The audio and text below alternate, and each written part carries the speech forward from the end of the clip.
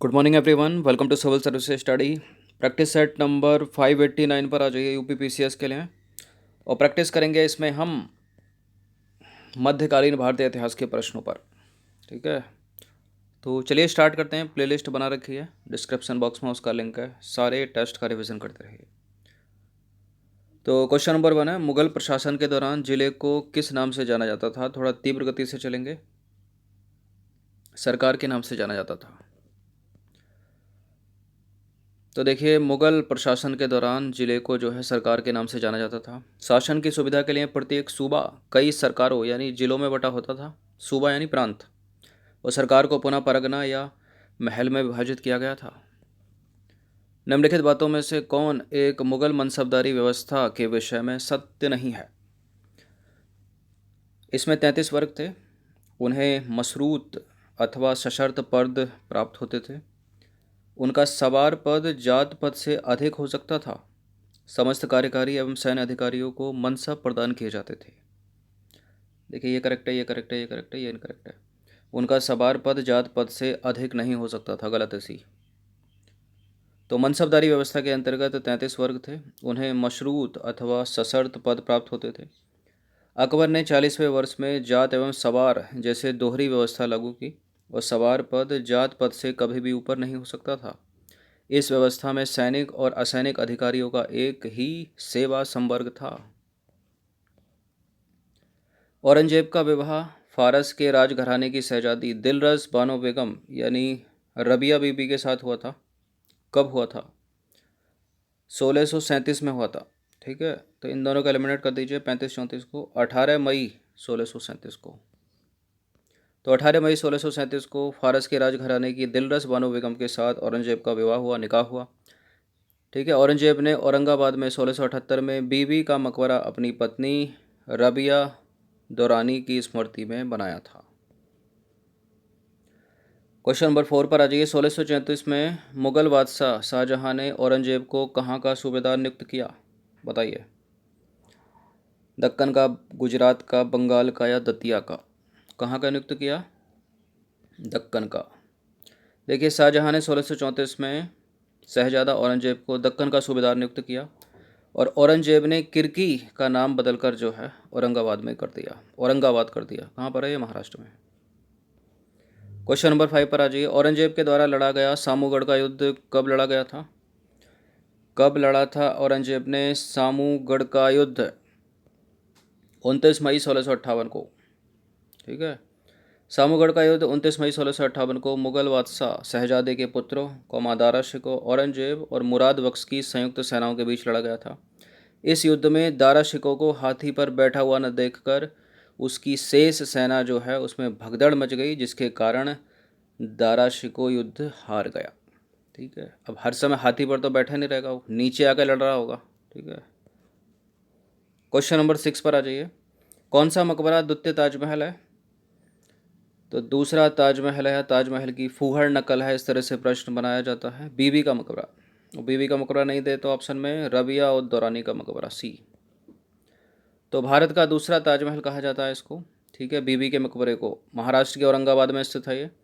इसे औरंगजेब के बेटे आजम शाह ने अपनी माँ की स्मृति में बनवाया। ठीक है, यह मकबरा अकबर और शाहजहां के काल के शाही निर्माण से अंतिम मुगलों के साधारण वास्तुकला के परिवर्तन को दर्शाता है।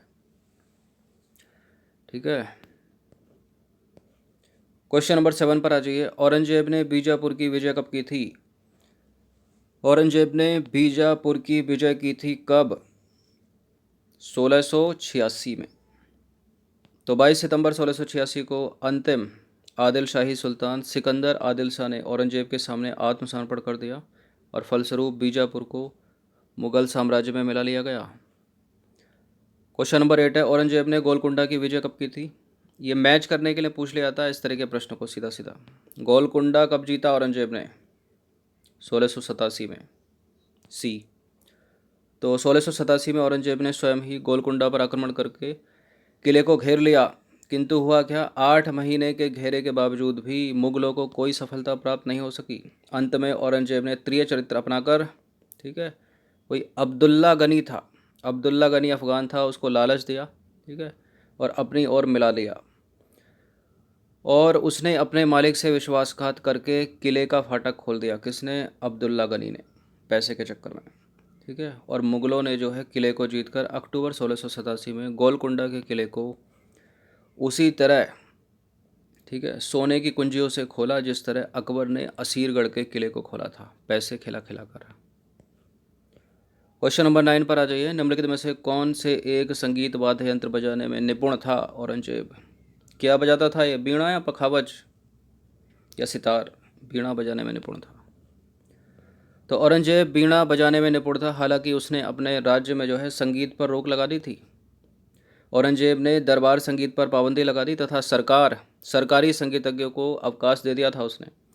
भारतीय शास्त्रीय संगीत पर फारसी में सबसे अधिक पुस्तकें जो हैं औरंगजेब के ही शासनकाल में लिखी गई। 10वां प्रश्न है, किस सिख गुरु की मृत्यु के लिए औरंगजेब जिम्मेदार है? तो सिखों के 90 गुरु की मृत्यु के लिए औरंगजेब जिम्मेदार है। 90 गुरु कौन थे? 10 के 10 गुरुओं के नाम याद होने चाहिए आपको मुझे वाली। गुरु तेग बहादुर थे। तो देखिए, इस्लाम स्वीकार नहीं करने के कारण सिखों के 90 गुरु तेग बहादुर की हत्या औरंगजेब ने 1675 में दिल्ली में करवा दी थी। दिल्ली के लाल किले में मोती मस्जिद का निर्माण किसने किया था? दिल्ली के लाल किले में मोती मस्जिद बनवाई थी औरंगजेब ने ही। तो लाल किले में बनी मोती मस्जिद के किले के निर्माण के बाद जो है 1659 में बनाया गया था। फिर से पढ़ देते हैं। लाल किले में बनी मोती मस्जिद के किले के निर्माण के बाद 1659 में बनाया गया था। मोती मस्जिद जो है औरंगजेब की निजी मस्जिद थी। यह मस्जिद छोटी 3 गुंबद वाली तरासे हुए सफ़ेद संगमरमर के पत्थर से निर्मित है। 12वां प्रश्न है, औरंगजेब की मृत्यु 1707 में हुई और उसे कहाँ दफनाया गया? बताइए, कहाँ दफनाया गया था उसको? दौलताबाद में। ठीक है।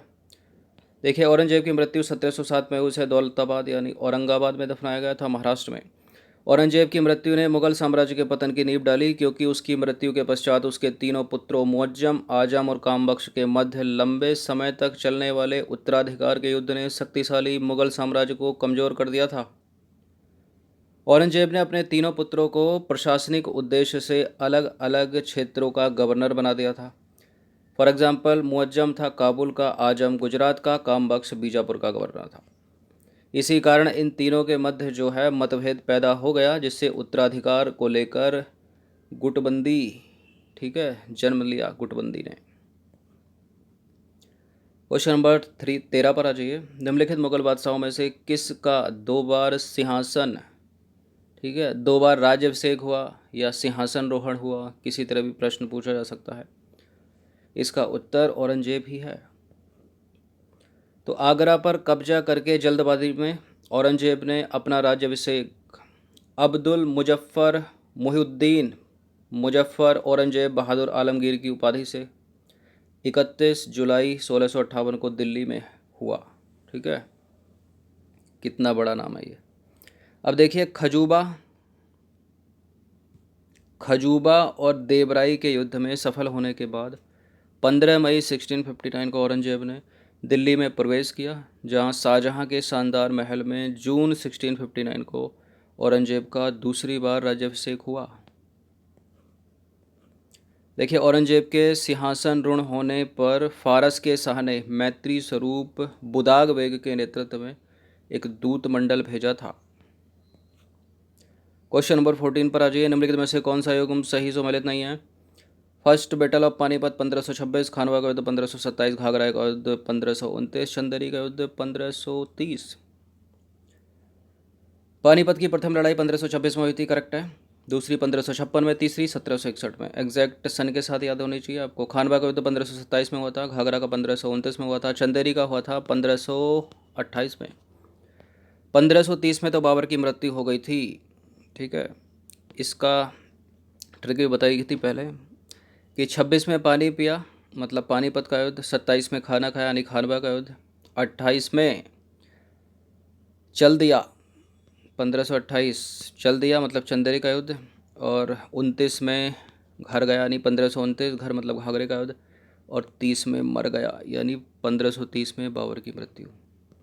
तो पानीपत का प्रथम युद्ध 1526 में बाबर और इब्राहिम लोदी के बीच हुआ, बाबर जीता। खानवा का युद्ध 1527 में बाबर राणा सांगा के बीच हुआ, बाबर जीता। घाघरा का युद्ध 1529 में बाबर अफगान के बीच, बाबर जीता। जबकि चंदेरी का युद्ध यानी मालवा का युद्ध 1528 में बाबर और मेदिनी राय के बीच हुआ था। ठीक है, 1528 में, 1530 में नहीं, 1530 में बाबर मर गए। 15वां प्रश्न, अंतिम प्रश्न है। बाबर के साम्राज्य में सम्मिलित थे काबुल का क्षेत्र, पंजाब का क्षेत्र, आधुनिक उत्तर प्रदेश का क्षेत्र, आधुनिक राजस्थान का क्षेत्र। बताइए कौन कौन से क्षेत्र सम्मिलित थे इसके साम्राज्य में। काबुल का क्षेत्र था, पंजाब का क्षेत्र था, आधुनिक उत्तर प्रदेश का क्षेत्र था, नहीं था तो राजस्थान का क्षेत्र। तो इसका आंसर हो जाएगा 4 को एलिमिनेट करके 1 2 3 सी। तो बाबर के साम्राज्य में काबुल, पंजाब, आधुनिक उत्तर प्रदेश का क्षेत्र सम्मिलित था, जबकि आधुनिक राजस्थान का क्षेत्र विभिन्न राजपूत शासकों के अंतर्गत था। ठीक है, राजपूत शासन कर रहे थे उस पर।